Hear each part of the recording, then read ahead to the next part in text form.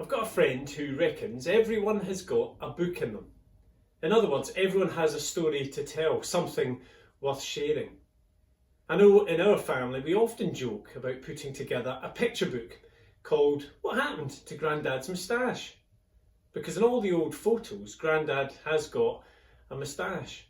But at some point, it disappeared.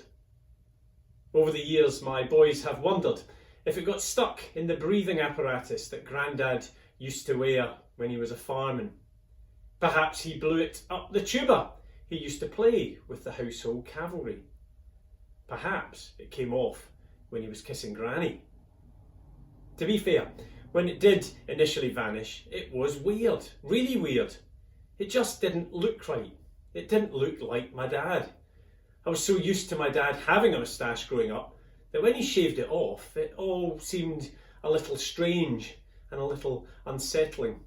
I mean, the moustache was part of the family.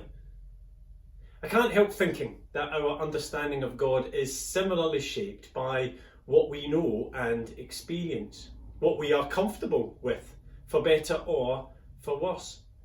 Growing up, we may have all kinds of ideas and images about God, some more helpful than others, some of which also include facial hair. I mean, where does the image of God as a white bearded old man actually come from? In fact, the picture book of my own faith journey may well be called What Happened to God's Beard? Because I certainly know that over the years, what I understand and believe about God has shifted and changed.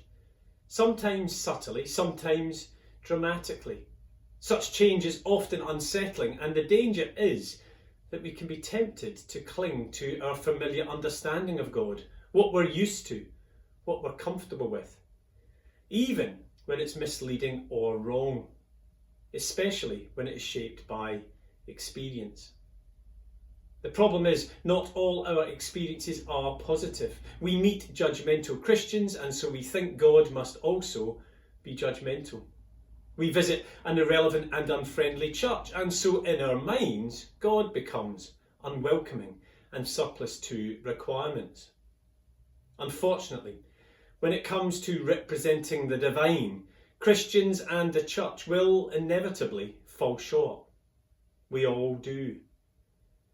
Which is why time and time again Jesus says, if you want to know what God is like, look at me. Watch how I live, listen to what I have to say, and follow my example. My hope and prayer is that when it comes to God and whatever we think we know, we will remain open to encountering God in fresh and surprising ways.